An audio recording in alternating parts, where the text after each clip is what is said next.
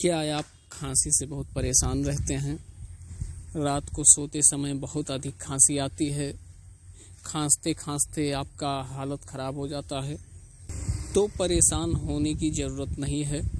हम आपको बताते हैं एक ऐसा नुस्खा जिसका मात्र 21 दिन नियमित इस्तेमाल करने से पुराने से पुराना खांसी जुखाम ठीक हो जाता है।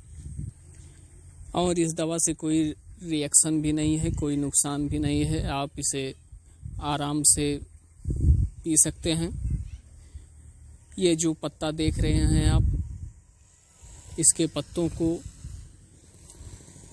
गरम तावे के ऊपर रखकर हल्का सा गरम करके इसके रस को निचोड़कर एक प्लेट में पी लेना है।